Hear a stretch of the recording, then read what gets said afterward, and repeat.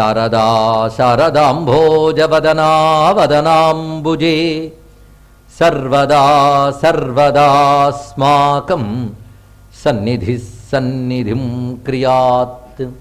విమలపటీ కమలకుటీ పుస్తకర్ద్రాక్ష శస్తహస్తపుటీ కామాక్షి పక్ష్మలాక్షి కలిత విపంచీ విభాసి వైరించి వాగర్థావివ సంపృక్తౌ వాగర్థ ప్రతిపత్తయే జగతః పితరౌ వందే పార్వతీ పరమేశ్వరౌ. హ్రీంకారం గురించి చెప్తూ హ్రీంకారమేవ తవ నామ గృణంతి వేదాః మాతస్త్రికోణ నిలయే త్రిపురే త్రినేత్రే తత్సంస్కృతౌ సంస్మృతౌ యమభయాది భయం విహాయ దివ్యంతి నందనవనే సహలోకపాలై అని కళ్యాణ వృష్టిస్తవంలో వాక్యం కూడా ఇక్కడ చెప్పుకున్నాం. కళ్యాణ వృష్టిస్తవం కూడా పంచదశి స్తోత్రమే ఆగమాల్లో ఉంది. ఆ హ్రీంకారం ఎవరైతే నిరంతరం తెలుసుకుని చేస్తారో అటువంటి వారు నిన్ను స్మరించినంత మాత్రమే సర్వభయములు విడిన వారి దేవతల చేత కూడా పూజ్యులవుతారు తల్లి అని చెప్పారు ఇక్కడ. ఇలాగా హ్రీంకారమేవ తవ నామ తదేవ రూపం త్వన్నామ దుర్లభమిఘ త్రిపురే గృణంతి త్వత్తేజసా పరిణతం వియదాదిభూతం సౌక్ష్యం తనోతి సరసీరుహ సంపదాజ్యైః. హ్రీంకారం అది నీ పేరు, అది రూపం, అది నీ రూపం అన్నాడు. చాలా రమ్యమైన మాట అండి. తవ నామ తదేవ రూపం, నీ పేరు అదే, నీ రూపము అదే. మంత్రం అమ్మవారి యొక్క స్వరూపము, అలాగే మంత్రం అమ్మవారి యొక్క నామము. నామం అంటే తెలియజేయనది. ఈ రెండు దానితో దుర్లభం అనేది లేదు తల్లి, అది నీ త్రిపుర తత్వాన్ని తెలియజేస్తున్నది అన్న. ఎందుకంటే అమ్మవారి స్వరూపాలన్నింటిలోని పరమోత్కృష్టమైన విద్య భువనేశ్వరి విద్య, దాని బీజం ఇది. అది ముమ్మార్లు చేర్చబడినటువంటిది రాజరాజేశ్వరి విద్య. ఇంకా విశేషం ఏమున్నది ఇక్కడ? ఆ ప్రత్యేకతను ఇక్కడ చూపిస్తూ నీ తేజస్సు చేతనే వియదాదులు అంటే ఆకాశం మొదలుకొని సమస్తమైనటువంటి భువనములు ఏర్పడ్డాయి. వియదాది విశ్వకారణాం సర్వావభాసికాం స్వాత్మాభిన్నాం పరచితిం అని అమ్మవారిని అంటాం. వియత్తు మొదలుకొని సర్వ విశ్వమునకు కారణమైనటువంటిది, సర్వ అవభాసికాం అన్నింటినీ ప్రకాశింపజేసేది. ఎలా ఉన్నదండి అంటే దయిత భాస్వత్ ప్రకాశం, వేల కొలది సూర్యుల యొక్క ప్రకాశంలా ఉంటుంది అమ్మవారిది. అటువంటి అద్భుతమైన స్వరూపం. కేవలం సూర్యప్రకాశమేనా అంటే తటిల్లేఖాతన్వీం తపన శశి వైశ్వానరమయీం, తపన శశి వైశ్వానరమయం, సూర్యచంద్రాగ్నులమయమైన అద్భుతమైన స్వరూపంతో తేజరిల్లుతున్నది. ఆకాశం మొదలుకున్న సర్వభూతములు యందు వ్యాపించినది, వాటి సృజించినది ఆ తల్లి. ఆ మొత్తం ఆ శక్తిని చెప్పే అక్షరమే ఈ హ్రీం బీజం అని చెప్తూ త్వత్తేజసా పరిణతం వియదాదిభూతం సౌఖ్యం తనోతి సరసీరుహ సంపదాజ్యైః అంటూ ఆ హ్రీంకారంతో పూర్తవుతుంది. కనుక ఫలశ్రుతులు ఉన్నాయని ఇంకా మనం పరిపూర్ణం చేసుకోవాలి. ఈ విధంగా హ్రీంకారత్రయ సంపుటేన మనునా ఉపాస్యే, అటువంటి మంత్రము చేత ఉపాసింపబడే తల్లి త్రయీ మౌళిభిర్వాక్యైః లక్ష్యతనో, శంకరులు తప్ప ఎవ్వరూ ఇలాంటి స్తోత్రం రాయలేరు అని దీన్ని బట్టి తెలిసిపోతుంది. ఇది రాసింది శంకరులేనా అంటే ఈ శ్లోకం చదివి అర్థం చేసుకున్నబట్టి శంకరులేని ఒప్పుకుంటారు. ఇలాంటివి ఆయనే రాస్తాడు. అమ్మవారింటి ఎవరంటే త్రయీ మౌళిభిః వాక్యైః లక్ష్యతను. త్రయీ అంటే వేదం, మౌళి అంటే శిరస్సు, వేదముల యొక్క శిరస్సులు అంటే వేదాంతము అని అర్థం ఇక్కడ. ఎందుకంటే పాదంతో మొదలై తలతో పూర్తయ్యే లక్షణం ఇది. అలాగే వేదములు ఒక పురుషుల్లాగో స్త్రీలాగో భావిస్తే వాటి శిరస్సనగా వేదాంతము అనగా ఉపనిషత్తులను అర్థం ఇక్కడ. ఇది శృతి సీమంత సింధూరీకృత పాదాబ్జ ధూళిక అనే నామంలో మనం చెప్తున్నాం. త్రయీ మౌళిభిః అంటే వేదాంతముల యందు చెప్పబడిన వాక్యైః అంటే వేదాంత వాక్యముల చేత లక్ష్యతను, ఏది వేదాంత వాక్యముల చేత నిర్దేశింపబడుతోందో అదే నీ స్వరూపం. కనుక అమ్మవారు అనగా ఏమిటి? వేదాంతములు నిర్దేశించినటువంటి ఏ తత్వం ఉందో అదే అమ్మవారు. వేదాంతాలు దేన్ని నిర్దేశిస్తున్నాయండి? ఇంతమంది ఇన్ని రోజులు విన్నారు, చెప్పండి, నేను సంతోషిస్తా. బ్రహ్మమును నిర్దేశిస్తున్నాయి. వేదాంతం పుట్టింది బ్రహ్మం కోసం, పూర్వకాండ పుట్టింది కర్మ కోసం. కర్మ వల్ల చిత్తశుద్ధిని ఏర్పరచుకుని పవిత్రుడివైతే బ్రహ్మము తెలుసుకోవాలి. అందుకు అమ్మవారు బ్రహ్మ విద్యాస్వరూపిణి, సర్వోపనిషదుద్ఘుష్ట సర్వ వేదాంత సంవేద్య, ఏదో అది. అందుకే అమ్మవారిని ఉపాసిస్తున్నామంటే మోక్ష విద్య అయినటువంటి వేదాంతాన్ని పట్టుకున్నట్లే, మోక్షకారిణి. అందుకే ఆ తల్లి త్రయీమౌళిభిర్వాక్యై లక్ష్యతను. వేదాంత వాక్యం నుండి సామాన్యమా అండి? అది మనసుకి మాటకి అందని తత్వాన్ని చెప్తున్నాయి. అందుకే నీ స్వరూపమా కేవలం వేదాంత వాక్యముల చేత లక్ష్యముగా చెప్పబడుతున్నది. అలాంటి నిన్ను స్తుతించడానికి ఎవడి వల్ల అవుతుందమ్మా అన్నాడు ఇక్కడ. తవ స్తుతి విధవు కోవాక్షమేత అంబికే. ఎవడు సమర్థుడిని స్తుతించడానికి తల్లి? అందుకు ఒకటే చేస్తున్నా, నా మాటలన్నీ నీకు స్తోత్రాలి. సంలాపాస్తుతయ, నా మాటలన్నీ నీకు స్తోత్రాలే. అంతేకాదు నేను నడుస్తూ ఉంటాను కదా, ఆ నడకలే నీకు ప్రదక్షిణలు ఉన్నారు ఇక్కడ. ప్రదక్షిణ శతం సంచార ఏ వాస్తుతే. ఇక్కడ దండాలంటావా? సంవేశో నమస సహస్రం. నా ఉనికి అనేక రకాలుగా ఉంటుంది. ఒకసారి నిలబడతా, ఒకసారి పడుకుంటా, ఒకసారి పరిగెడతా, ఒకసారి కూర్చుంటా. ఈ రకరకాల భంగిములే నీకు రకరకాల నమస్కారాలు తల్లి అన్నాడు ఇక్కడ. సంవేశో నమస సహస్రమఖిలం. ఇవన్నీ సంతుష్టయే కల్పత, నీకు సంతుష్టిగా అర్పిస్తున్నా. దీని భావం ఏంటంటే రోజులో కొంతసేపు పూజ కాదు, రోజంతా పూజే కావాలి ఇక్కడ. ఎలా అవుతుంది? యజ్జత్ కర్మ కరోమి తత్తదఖిలం శంభో తవారాధనం. అదే జపో జల్ప శిల్పం సకలమపి ముద్రా విరచనా గతి ప్రాదక్షిణ్యక్రమణమశనాద్యాకృతి విధి ప్రణామ సంవేశ సకలమపి ఆత్మార్పణ దృశా. అక్కడ పెట్టాడు. సపర్యాపర్యాయ తవ భవతు ఎన్మే విలిసితం. ఎవడు ఆత్మార్పణ దృష్టితో ఉంటాడో, ఆత్మార్పణం అంటే ఆత్మ తీసి అక్కడ పెట్టడమా? అది వస్తువు పెట్టడానికి. అమ్మ తప్ప మరొకటి లేదు అనేటువంటి భావనతో తాననే భావాన్ని కూడా వదిలినటువంటి మహానుభావుడు అండి ఇక్కడ. అంటే ఆత్మయే అమ్మని తెలిసే ఇంకా నేననే భావం ఎక్కడుంటుంది?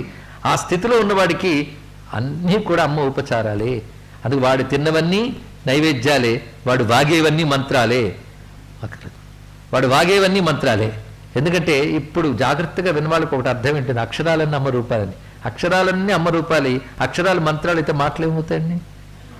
చూసారా? అందుకే సరిగ్గా అర్థం చేసుకుంటే జీవితమే శ్రీ విద్య అయిపోవాలి ఇక్కడ. మాటలన్నీ అమ్మ అయితే అక్షరాలన్నీ ఆవిడ రూపాలే అయినప్పుడు మన ప్రతి మాట జపో జల్ప అంతే ఇక్కడ. కదలికలన్నీ తల్లి వల్లే వస్తున్నాయన్నప్పుడు నా చేతులు కదిలించినవన్నీ నీవే, అందుకు ముద్రాహ అది ఇక్కడ. పైగా సర్వవ్యాపి నువ్వు సర్వవ్యాపం తత్వం దగ్గరే కదా ప్రదక్షిణలు చేస్తాం. మన నడకలే నీకు ప్రదక్షిణలే. ఆత్మ ప్రదక్షిణ చేస్తున్నది తెలుసా? ఆత్మ ప్రదక్షిణ మనకు చుట్టూ మన చుట్టూ మనం తిరుగుతుంటున్నామా? మనలో ఆత్మగా ఉందని తెలుసుకుని చేస్తున్నాం. అటువంటిప్పుడు అంతా అమ్మ అయినప్పుడు నా నడకలన్నీ అంతే. ఇలా ప్రతి ఉపచారం ఆ లోపలున్న ఆ తల్లికి అర్పణ చేస్తున్నాం. అందుకే లలితా శాస్త్రం మీరు జాగ్రత్తగా చదివితే ప్రతి చోట కూడా ఒక మాట అంటాడు. మహాగణేశ నిర్విఘ్న విఘ్న యంత్ర ప్రహర్షిత బండాసుర వధోద్యుక్తి ఇచ్చి వచ్చినప్పుడు బండపుత్ర వధోద్యుక్త బాలా విక్రమ నందిత నిత్యా పరాక్రమోటోప నిరీక్షణ సముత్సుక. ఈ మాటలకు అర్థం ఏంటంటే ఆ బండపుత్రుని వధించిన బాలా విక్రమాన్ని ఆనందించింది, గణపతి చేసినటువంటి ఆ విఘ్న సంహారానికి సంతోషించింది. ఇలాగే మీరు పరిశీలించండి. అంటే వాళ్ళందరూ ఎందుకు చూస్తున్నారు? అది అమ్మ సంతోషించడం కోసం. ఇదే పరమేశ్వర ప్రీత్యర్థం అంటే అర్థం ఇక్కడ. ఈ భావనతో మనం ఏది చేసినా అమ్మ ప్రీతిగా అయినప్పుడు ప్రతిదీ అమ్మ పూజే. అందుకే ఈ మానసిక పూజ చివరికి తీసుకొచ్చి పరాపూజ కింద మార్చేశారు భగవత్పాదుల వారు ఇక్కడ.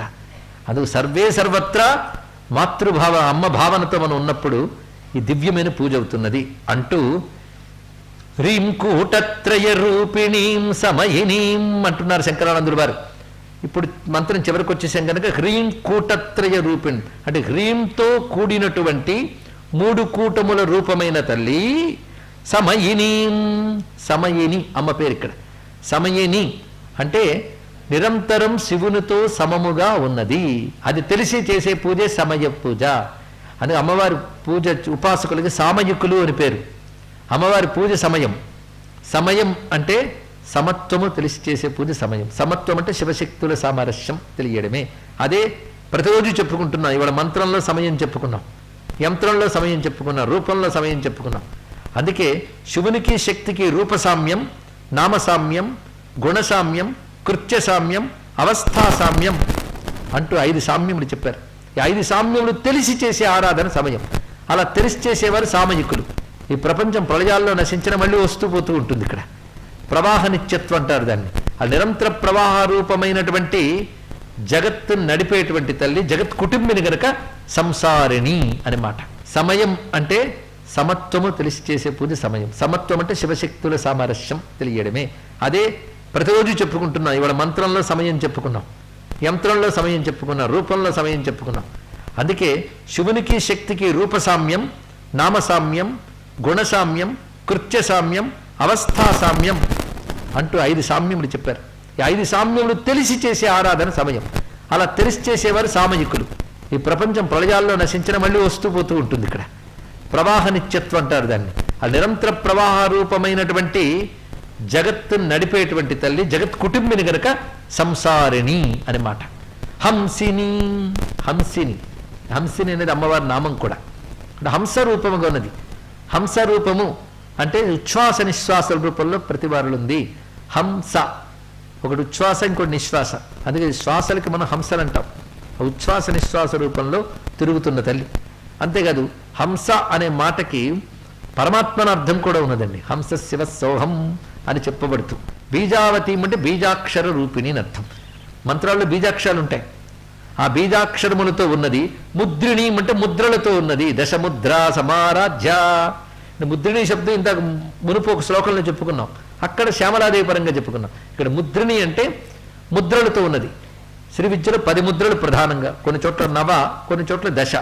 ఈ 10 ముద్రలు ప్రధానంగా చెప్పబడుతుంది కనుక ఆ 10 ముద్రల రూపంతో ఉన్నది కనుక ముద్రిని.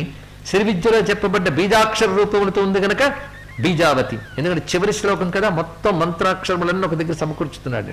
ముద్రిణి కామాక్షీం. కామాక్షి శబ్దానికి అర్థం చెప్పుకున్నాం మనం. కా ఆమ అక్షి.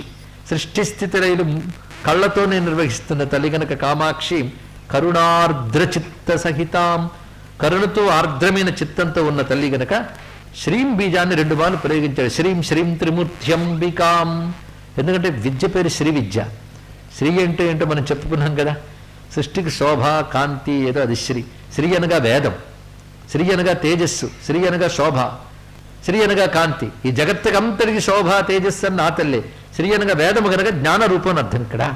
అందుకే శ్రీం బీజంతో ఉంటూ త్రిమూర్త్యంబికాం. 3 మూర్తులకు కూడా మూలమైన తల్లి కనుక త్రిమూర్త్యంబికాం అన్నారు ఇక్కడ. 3 మూర్తులు అంటే బ్రహ్మ విష్ణు రుద్రులు సృష్టి స్థితి లయలు. అలాగే బ్రహ్మ విష్ణు రుద్రులకి సహకార శక్తులైనటువంటి దుర్గాలక్ష్మి సరస్వతులు. ఈ 3ంటికి మూలమైన తల్లి కనుక త్రిమూర్త్యంబికాం. ఎందుకంటే ఆ తల్లే బ్రహ్మ విష్ణు రుద్రాదులు నియమించి శక్తినిచ్చిన తల్లి. అటువంటి శ్రీచక్ర ప్రియ బిందు తర్పణ పరాం శ్రీరాజరాజేశ్వరీం. మొత్తానికి 15 అక్షరాల శ్లోకాలు పూర్తి చేస్తూ అంటున్నారు భగవత్పాదుల వారు. శ్రీమంత్రాక్షరమాలయ గిరిసుతాం పూజయేచ్చేతస. అసలు మానసిక పూజ బాగా ప్రాక్టీస్ చేసుకోవాలని. ఎంత చేసినా బాహ్య పూజలకు అంతుందా పొందుతుందా? మానసిక పూజ శ్లోకాలు చదువుకుని మనస్సులో ప్రతి భావం తెలుసుకోవాలి. అందుకే వ్యాఖ్యానం చెప్పుకున్నాం. ఎవరైతే ఈ శ్రీమంత్రాక్షరమాలయ, శ్రీమంత్రము అంటే శ్రీ విద్యామంత్రము యొక్క అక్షరమాలతో గిరిసుతాం, ఆ పర్వతరాజపుత్రి అయినటువంటి అమ్మని పూజయేత్ చేతస. చేతస అంటే మనసారా పూజిస్తారో ఎప్పుడు? సంధ్యాసు ప్రతివాసరం, ఉభయ సంధ్యల్లో అంటే నియమం తప్పకుండా. సునియత అంటే నియమింపబడిన చిత్తముతో, నిగ్రహించిన చిత్తం. మనసు నిగ్రహిస్తే కదా భావం నిలబడుతుంది. రసాద్వాణీ వక్త్ర సరోరుహే, వాడి యొక్క వాక్కునందు సరస్వతీదేవి ప్రకాశిస్తుంది. జలధి జాగేహే జగన్మంగళ, వాళ్ళ ఇంట్లో మహాలక్ష్మి ఉంటుందన్నాడు. ఎవరైతే ఈ మానసిక పూజా స్తోత్రం చేస్తారో వారి హృదయంలో ఆ పార్వతీదేవి ప్రకాశిస్తూ, వారి నోట సరస్వతి భాషిస్తూ, వారి ఇంట మహాలక్ష్మి కొలువు ఉంటుంది అన్నారు. ఇక్కడ ముగ్గురమ్మల అనుగ్రహం ఏ విధంగా ఉంటుందన్న. అయితే మంత్రాక్షరాలు తీసుకుని పూలమాల చేసేట. అందుకే దీని పేరు ఆయన మంత్రమాతృక వర్ణమాల అన్నాడు. పుష్పమాల. ఈ మాల నేను తయారు చేశాను అంటున్నారు భగవత్పాదుల వారు. తయారు చేసి ఏం చేస్తున్నానంటే మా అమ్మ పాదాలకు ఇస్తున్నాను. ఇతి గిరివర పుత్రీ పాద రాజీవ భూష భువన మమలయంతి సుక్తి సౌరభ్యసార. ఇవి ఈ స్తోత్రములన్నీ పలుకులతో కూర్చున్న మాల కదా. వీటి నుంచి ఆ చక్కని భావాలనే సౌరభం వస్తుందట. ఆ సౌరభంతో కూడిన మాల. అయితే కుసుమంలో ఆ పరిమళం ఉంది కదా, అది చెప్పారు. అలాగే మకరందం ఉండాలిగా. అదేమిటంటే శివపద మకరంద.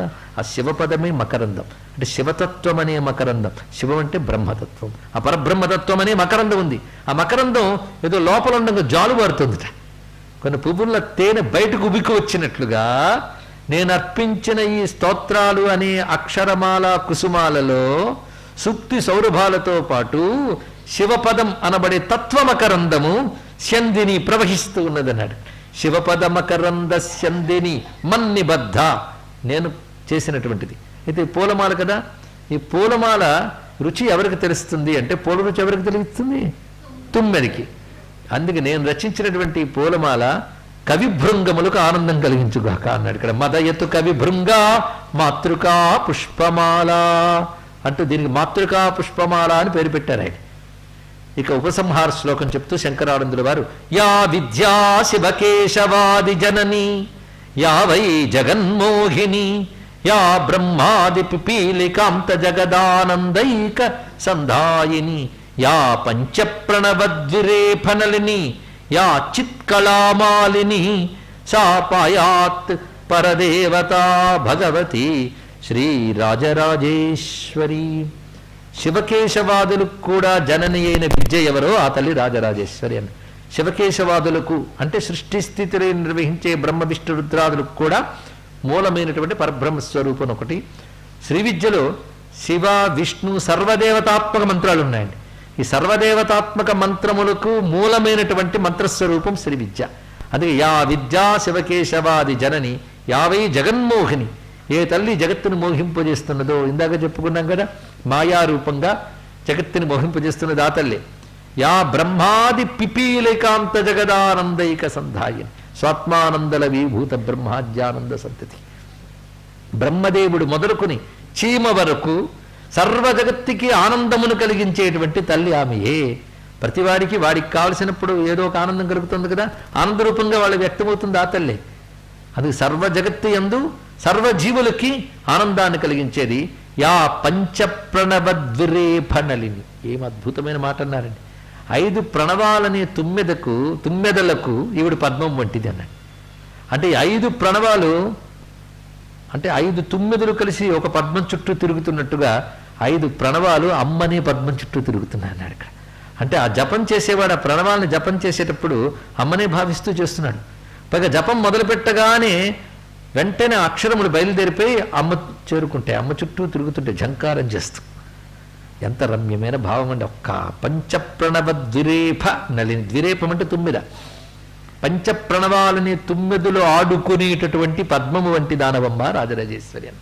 పంచప్రణవాలు ఎందుకంటే రాజరాజేశ్వరి ప్రధాన మంత్రంలో 5 బీజాక్షరాలు ఉంటాయి. ఇవి మనం పరిజ్ఞానం కోసం చెప్పుకోవడమే తప్ప ఇది విని రేపటి నుండి చేసేద్దాం అనకూడదు. అది చెప్పకపోతే నాకు దోషం వస్తుంది కనుక నేను చెప్తున్నాను. ఎప్పుడైనా బీజాక్షరాలు చేస్తున్న వాళ్ళు అర్థం తెలుసుకోవాలి. చెయ్యనటువంటి వారికి ఓహో ఇది ఉంది, ఇది అమ్మ రూపాన్ని భక్తి కలిగితే చాలు. చెయ్యాలంటే మాత్రం ఉపదేశం సంస్కారం ఇవి ఉండాలి. అమ్మవారి యొక్క శక్తి బీజాక్షరములు 5 ఉంటాయి. శ్రీంకారం, హ్రీంకారం, క్లీంకారం, ఐంకారం, సౌహు 5. ఈ 5టిని పంచప్రణవములు అంటారు. ఈ పంచప్రణవాలు ఎవరిని చెప్తున్నాయి? రాజరాజేశ్వరీదేవిని, ఆ పరతత్వాన్ని చెప్తున్నాయి. కనుక మనం ఈ పంచప్రణవాలు అంటూ ఉంటే అవి ఝంకారం చేసేందు. ప్రణవం ధ్వని కదా, మంత్రం అన్నామంటే ధ్వని, ఆ ధ్వని అంటే నాదం. 9 ఏం చేస్తుంది? నాదమేగా. కనుక ఒక్కొక్క బీజాక్షరం నాదం చేస్తున్న 9లా బయలుదేరింది. అది ఎక్కడికి చేరుకుంటుంది? క్రమంగా పరిశీలించు. అది క్రమంగా సహస్రార పద్మం దగ్గరున్న రాజరాజేశ్వరి తత్వంలోకి ప్రవేశిస్తున్నవన్నీ ఇక్కడ. కనుక ఆ అక్షరములన్నీ అమ్మ చుట్టూ తిరుగుతున్నాయండి ఇక్కడ. అమ్మని చెప్పడం కోసమే, అమ్మని స్తుతించడం కోసమే పుట్టినవి. కనుక ఆ నాదములకు లక్ష్యమేది జగన్మాత. అందుకే జగన్మాత అనబడే పద్మం దగ్గర 9ల్లాగా అడుగుతున్నాయి పంచప్రణవాలు. ఆ పంచప్రణవాలు ఏ పద్మం దగ్గర ఆడుతున్నాయో ఆ పద్మానము నువ్వమ్మ అన్నారు ఇక్కడ. ఇది ఒక విశేషమైన అర్థం. అదేవిధంగా పంచప్రణవాలు వేదం ప్రకారంగా చెప్పాలంటే ఓంకారం, స్వాహాకారం, స్వధాకారం, వషట్కారం, నమస్కారం, వీటిని పంచప్రణవాలు అంటారు. ఈ పంచప్రణవాల చేత తెలియబడే పరతత్వమే పరబ్రహ్మము.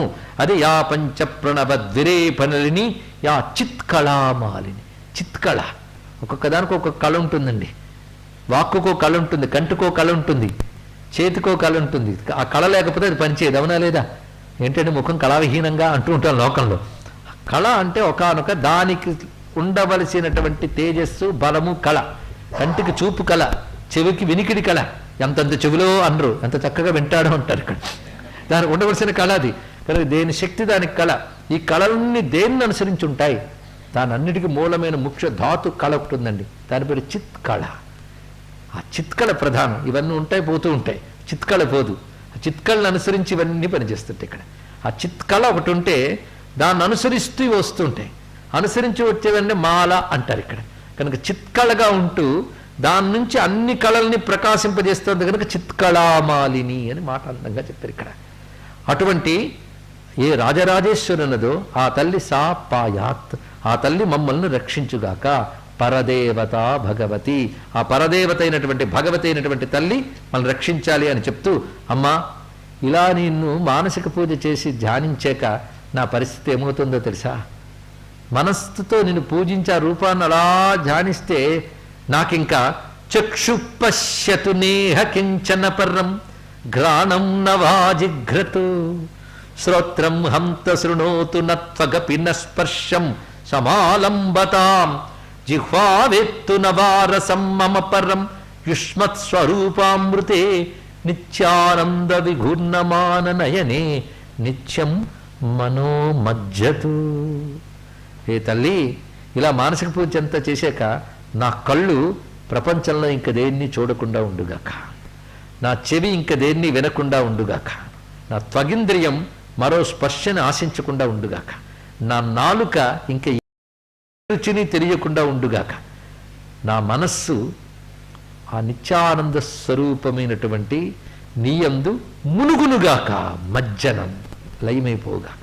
ఈ మాట ఎంత విశేషం ఏంటంటే, ఇలా మానసిక పూజ చేసి అమ్మను భావించిన తర్వాత ఇంక సృష్టిలో ఏది రుచించదండి. మందారమకరంద మాధుర్యమున తేలు మధుపంబు బోవునే మదనములకు ఆ రుచి తెలిసినవాడు మళ్ళీ వస్తాడా? ఆ స్థితి నాకు కావాలి తల్లి, అందులో నేను లీనమైపోవాలి. ఇంకా నేను బయట స్పర్శ వినకూడదు, బయటవేవి చూడకూడదు అంటే అంతర్ముఖ స్థితి కావాలని ఒకటి అర్థం. అంటే ఇదంతా వింటే ఇంకా బయట వినబడం అనమాట అని భయపడకూడదు. అంటే బయట అమ్మకు భిన్నముగా మరొకటి లేదు, వినేదంతా అమ్మే, చూసేదంతా అమ్మే అన్నప్పుడు అమ్మకు భిన్నంగా మరొకట్లేదు. కనుక నీకు భిన్నమైనదేది నేను అనుభవించకూడదు, అది అర్థం. అంటే ఉన్నదంతా నీకు భిన్నము కాదు, అది ఏది అనుభవిస్తున్నా అమ్మస్వరూపంగా తెలుసుకో. ఇంత తెలిసి విన్న తర్వాత ఆ చిత్కళామాలను గురించి తెలిసాక ప్రపంచంలో ఏది అనుభవిస్తున్న అమ్మవారే. అటువంటి వాడు సంచరిస్తున్నా భావిస్తున్నా అమ్మకు భిన్నముగా ఏదీ లేదు. కనుక నీకు భిన్నమైన వాటితో నా మనస్సు కలవకుండా ఉండుగాక. మజ్జతు, నా మనస్సు మునుగుగాక.